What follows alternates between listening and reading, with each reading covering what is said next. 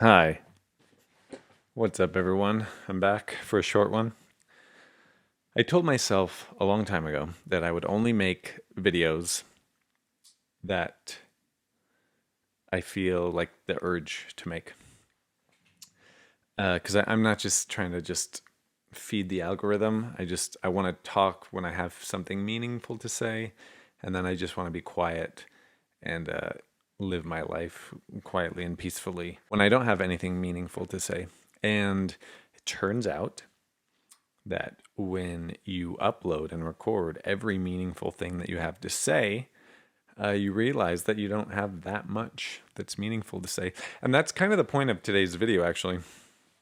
That self reflective state of mind or way of being or modus operandi, however you want to say it. I've been thinking a lot about the story of Socrates lately and how it applies to my life and how I think it applies to just kind of the human hero's journey, if you will. Just kind of growing up, thinking that you know everything, realizing that you don't know everything, and then dying.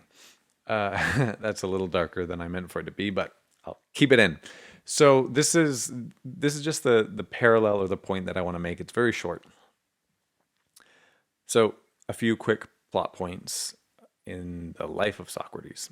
He was told by the oracle at Delphi that he was the wisest man in Greece, and he was immediately skeptical. He thought, no way, I'm not the wisest man in Greece. There has to be at least one person who's wiser than me. The statistical odds of me being the wisest man, yada, yada. So he starts looking for the wisest man. He goes around to anybody who's considered to be an expert. And he does what is called the Socratic method, which is, okay, you say this. Why do you say this? How do you know this? He's not trying to attack the thing. He's trying to get underneath the thing that they're saying, right? He's trying to understand the way that they arrived at that claim. A lot of us know that this is called epistemology. We're going to blow past that point.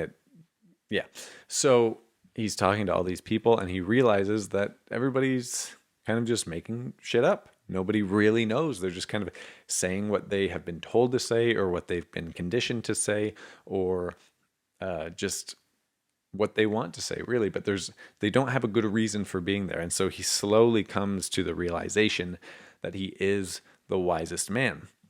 And upon this discovery, the words of the oracle are now ringing in his ears, and he's thinking, so she must have known that I don't actually know anything either, but nobody else does. But the difference is everybody else thinks that they know something, and I don't. I just don't think that I know anything. And it's that kind of clarity and ability to self-reflect properly that really gave Socrates the edge. Now, how does this apply to us? Well, there's a bug on my desk, and it's so tiny. Look at this bug. Now I really want to show you guys this bug. I'm going to edit this part. I'm being nice to it, I promise. It doesn't like me trying to pick it up. Oh, there it is. There it is. Oh, it just flew away. All right, I hope I got that. So how does this apply to us? How can we be like Socrates? Well, I think that there's one more step, actually, that takes place after the realization that you know nothing. And I think that is where true wisdom is found. And I want to talk about that. So, relating back to myself, in my most dumbass years, when I was in my early 20s, I thought that I knew everything. And that is called arrogance. And that is the opposite of what Socrates has, right? So I was arrogant. And I think that's where everybody begins. And I think that's perfectly fine. I think there does come a time in your life, maybe it's 30s, maybe it's 40s, maybe it's 20s, who knows when it will happen, when you realize that you don't actually know that much and that other people know more than you and that you would do well to listen to them. And that's this, all I know is I know nothing. This is that Socratic wisdom that we hear about. That's what I was talking about that set him apart from everybody else.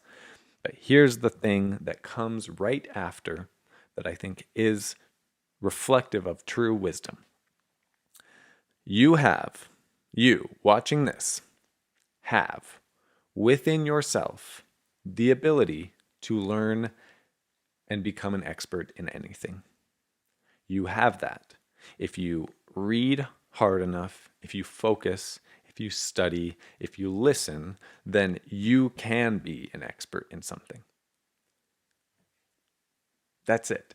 That little bit, it's kind of like that. I'm sorry that I'm going to bring up Dave Ramsey for a second. One of the things that was found in his study of millionaires, this was the largest study of millionaires ever done in the history of studies of millionaires, was that it was a very, very key indicator, a very key characteristic of these individuals who then became self-made millionaires. So this was about first generation self-made millionaires. Okay. And one of the pieces of their makeup, one of the characteristics that helped them get to where they were, was they believed that they had control of the situation. They thought that they had financial control of their life, and they thought that their actions made a difference in their overall success and the prosperity of their businesses and the longevity and wealth of their families. They had that core belief. And so I guess what I'm trying to say here is it's okay if you're in that stage of life where you think that you know more than you do. We all begin there. It is okay if you are in that stage of life where you realize that you only really know a little bit about a little bit. That's okay as well. It is also okay, and it is, in my opinion, something to aspire to think of yourself as the type of person who could dedicate some thought to a topic, could dedicate some work to an area of life, and could become a master of that area.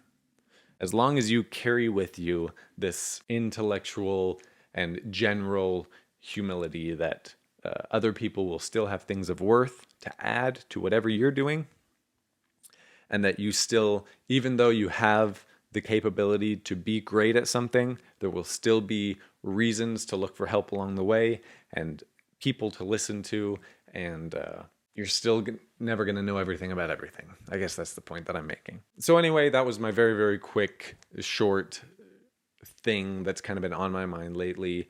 I noticed myself going through those steps and thought it was an interesting way to think about it. If it helps you, then cool. If it doesn't help you, then fuck off. No, I'm just kidding. I don't care. If it doesn't help you, then fuck off though, for real. Because like what, you know.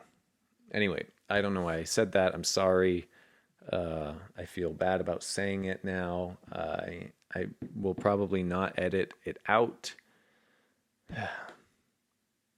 So yeah, I do know I'm making a video here with Seth from Transcendent Philosophy. I love that guy. We're gonna talk about some fun stuff. That'll be out in like a week or so. So stay tuned. Thank you all for being here. And if you are subscribed, thank you for subscribing. I appreciate it. This has been fun for me to just upload my thoughts, and I'm glad that they're helpful for a lot of you as well. So goodbye, everybody.